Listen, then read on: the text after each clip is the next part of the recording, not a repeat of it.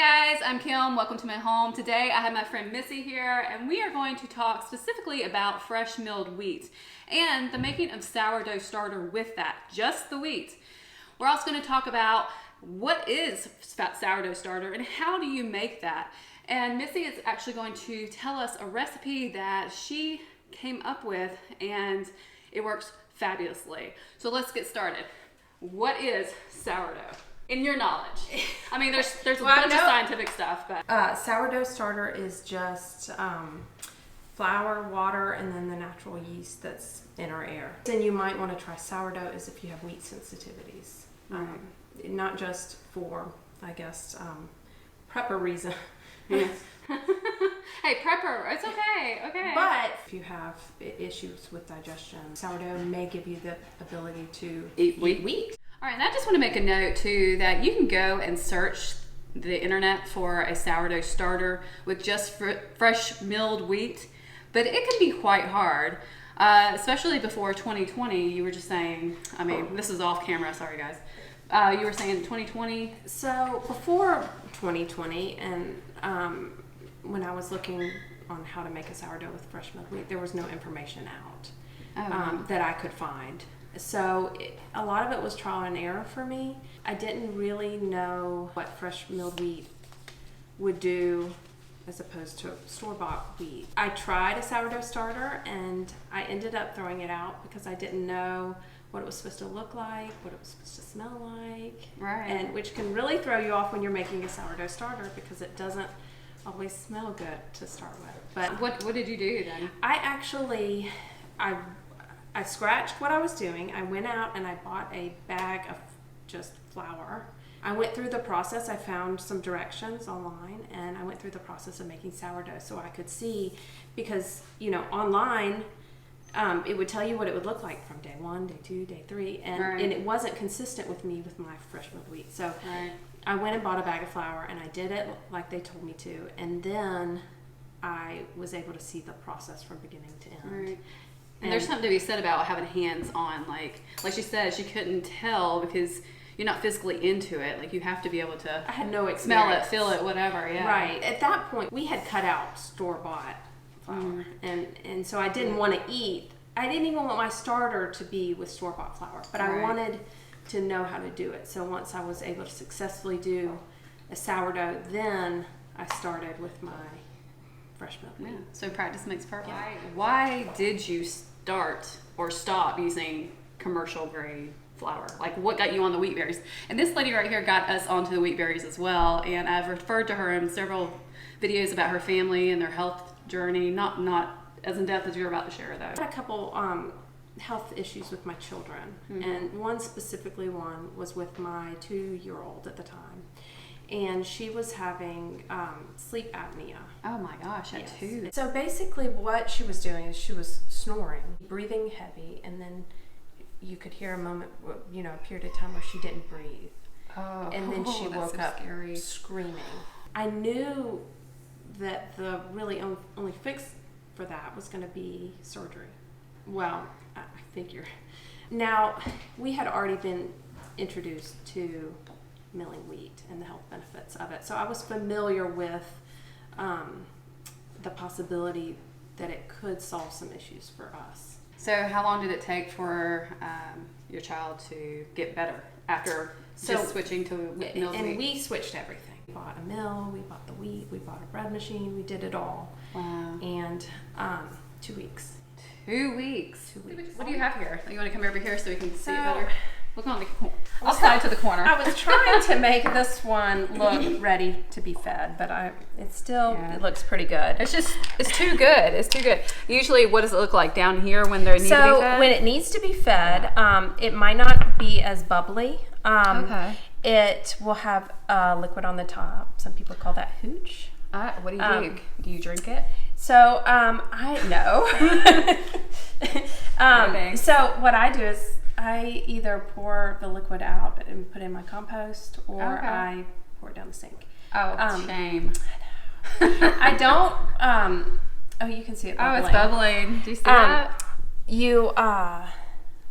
Yeah. Some people just mix their hooch back in, and that's fine.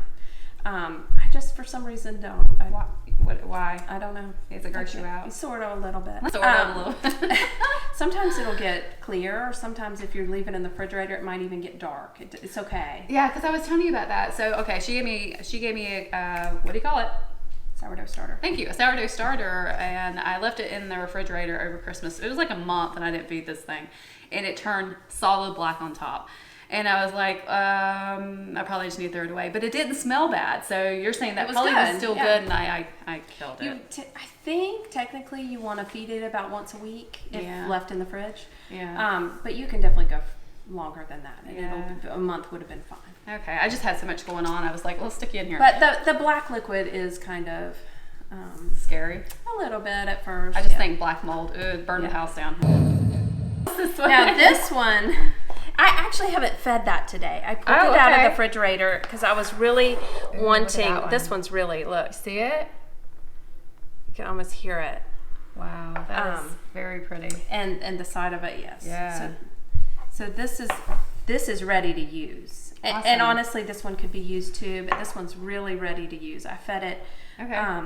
Let's see, just a few hours ago, and I would say once you feed it, 4 hours or so, it's ready to go. Oh, ready cool. to use. So do you want to make one? Yeah. Yeah. All right. Yeah. So I have my meal out. Is that how we're gonna do it? How do you do it? So basically we need flour, fresh milled flour. All right. I always use, for anything, I try to use fresh milled flour. Yeah. And filtered water. I have well water. It doesn't have chlorine or anything. Yeah, then it should work. Chlorine is what will kill the yeast. It's in the aquifer. I have the best water. I'm just kidding. But it is. It's from the down below. And I didn't wipe it out. I just used it yesterday. That's fine. I don't wash it every single time. Oh, I don't ever. Yeah, okay, good. I don't feel bad then because I was like, she's going to think I'm gross. So what kind of wheat do I need? So typically, like a hard white or rye is really good to start for sourdough. I don't have rye. I use hard white wheat because that's what I bake with mostly. Okay. Hard bread, kamut. Okay. It doesn't matter. It doesn't matter. Okay. Do what you're going to use. Okay, so then how much? Do I just willy-nilly it in there? So with sourdough, okay. You don't want to do big quantities. You don't want to do this much. To start, so you're going to do equal parts flour and water. Okay. When you're starting out your sourdough, you're going to discard half when you go to feed. You have to do that, or else you're going to end up with this much sourdough starter. And so so why wouldn't you want that much sourdough starter? Because it's not ready yet. Oh, okay. So you can't use it. So you're going to be feeding it for a week to 2 weeks before you can ever use it. Okay. So how do you know when it's ready? It's bubbly like this? Yep. It doubles in size and it's bubbly. And I don't turn mine on. I know I'm breaking the rules. I was about to say something. It stresses me. I don't like it. So it hasn't. I haven't busted it yet. Glad to know it doesn't. If I forget, it won't hurt it. That's hopefully enough, right? You think, or more? I think that's fine. So I'm doing hard red and hard white mix because that's what I bake a lot with. Okay, here we go. Oh, okay. Coarse or bread or pastry? I do everything for pastry. Oh, really? You do your bread on pastry? Mm-hmm. I wonder why. That's probably why her bread is better than mine. We'll show you some of her bread in a little bit. It's amazing.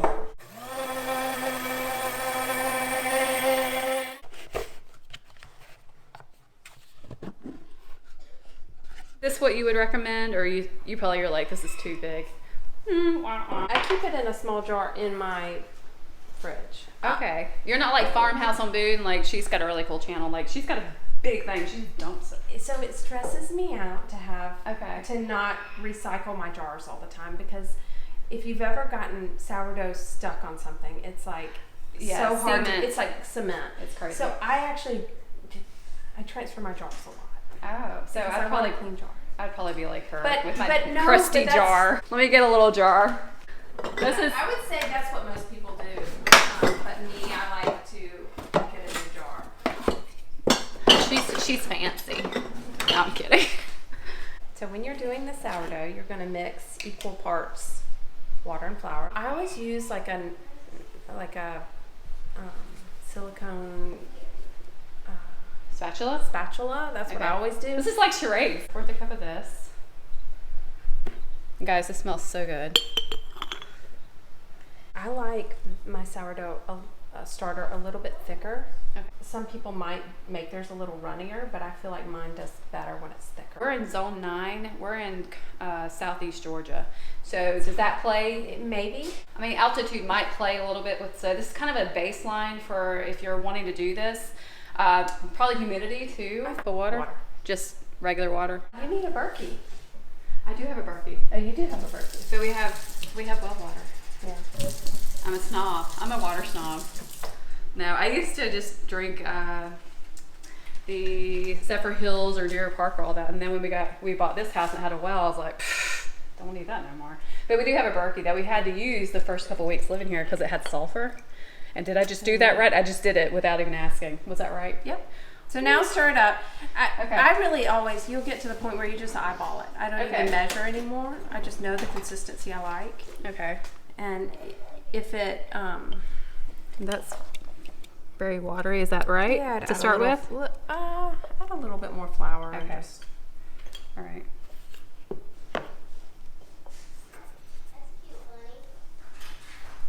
Oh yeah. You see the difference? It was very watery. Do I need to add more? let's see, get some, you have some flour on it. So. Okay. Let's see. I think that's probably pretty good. Yeah, that's how I like it. Thickened up. Okay. It's just going to sit on your counter. Okay. You can get like a paper towel with a rubber band, or you can you don't want a lid on it. Oh, okay. You want it to catch the wild yeast and stuff in the air. So you want either, some fabric or cheese. I got cheesecloth. Okay. Ah! Gosh, you scared me. Here we go. And I'll need a rubber band. I'll have to get one of those in a little bit. And it's not a huge deal, but you just wouldn't want a fly to get in there or something. I would say feed it in the morning, feed it at night. And this is keep it 1/4 cup? Keep it 1/4 cup. So when you go to feed it, you're going to discard half of it.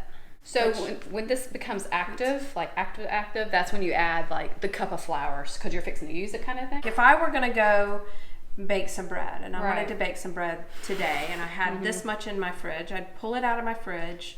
I usually let it get a little bit room temperature and then I feed it.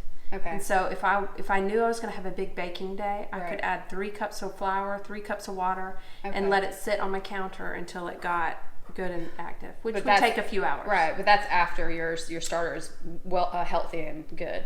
Yes. Yeah, gotcha. Okay. Yes, you won't be able to bake with that. Bake a loaf of bread with that for a week or 2. All right.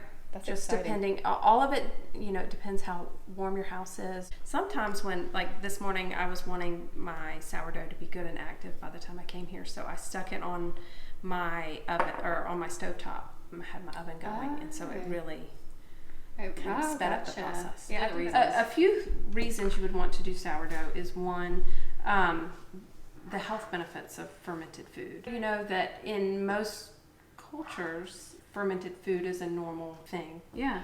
And per meal. Also, if yeast was ever hard to get, which we saw in 2020, one of the first things you couldn't find was yeast. Yeah. If you have a sourdough starter, you do not need yeast. You don't have to even add yeast to your bread if you have a sourdough. Yeah, more self-sufficiency. That's what I love. Like, not dependent on anyone else. If you have a wheat sensitivity, I would recommend sourdough. Okay, so you can obviously make sourdough bread from this, and I think, did you bring some? Bring it over, lady. So this is not actual sourdough, I would say. I did add my sourdough starter to my bread recipe. I do that a lot. There's a few different reasons I do that. One, I didn't have time to have a long fermented bread. So what is a long fermented bread? So normally my process is I make my bread at night. Okay. And I let it basically rise until the morning. Do you just leave it on the counter or put it in the fridge? Always on my counter, but I may let it just sit in my mixer bowl. Oh, that's perfect because that's no cleanup then. It's just one pot. And then when I wake up, I shape it into whatever I want it to be, and then I let it rise. Let's do a second rise. So it's like a 12-hour, 24-hour process for a long ferment? About that. So this is not a long fermentation. No. So what gets me is like, how do you know What's how the much difference? to add? Well, yeah, but how do you know how much to add? I mean, do you just like, oh, I'm gonna just add a little bit of there and then do the rest of the ingredients? Is that how you do it? I'm confused with that. So, with my personality, that's how I do it. Oh my gosh, so that's fine because I've watched that's videos. not- I'm like, I don't understand. I Well, still don't understand much right But now. what so. I do love to do is I love to add some of my sourdough starter to almost all my recipes. So say I'm doing a bread recipe. Okay. I have like my go-to bread recipe. I would add a half a cup of starter to it, and it doesn't change.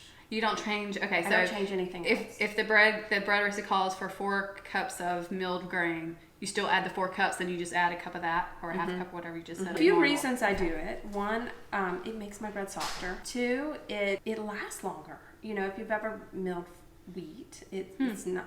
It doesn't. You know, you make your bread, and you need to eat it within 3 days or put it in your freezer. Yeah. It actually grows mold, guys. Yay! I've done an experiment before where store-bought, and it was a month and a half before it even got the tiniest mold. Like, store-bought? I gotta find that old footage. It was ridiculous. I'm like dying to try some. welcome. Riley, you want to try some? Oh my gosh. My dough was a little bit like tacky today, but yes. Now, look at Open that. it and Mine was see like the inside. Mine was like a brick when I tried it. Look at that. Oh my goodness. That's amazing. Want some, Riley? Okay. It needs some butter and honey. See, look at the texture on the inside. When I use my sourdough starter, I just get such good, fluffy bread. So this is a short ferment sourdough. Yeah, so I just... Ooh, look how pretty. That's good. Is it good? Sure. Yeah, it's really good. Can you taste a difference with the sourdough, or is it... To Just me, a little tinge of flavor. it's just less of that strong wheat flavor. So if if you don't love the... You know, there's a difference between fresh milled wheat and store-bought bread. I mean, for freshly milled flour, it is very soft. How is your recipe a 4th cup and a 4th cup of fresh milled wheat to a 4th cup of water? How's that different than a regular formula or a recipe? I'm not sure it's different. The biggest difference for me is that I felt like, and I could be crazy, my sourdough starter needed to be fed more. So I kind of just threw the instructions out. Right. And I just smelled it. I looked at it. If there was liquid on the top, I figured it needed to be fed. And so I ended up feeding it about twice a day. Okay. And I just stuck with it because your sourdough is going to go through a period where it's like, smells funny. Yeah. And you're thinking, I totally messed it up. And you haven't. You just have to keep going and keep feeding. One thing I'd recommend is like making a mark when you think you're almost there, making a mark on your bottle or putting a rubber band or something so you can tell.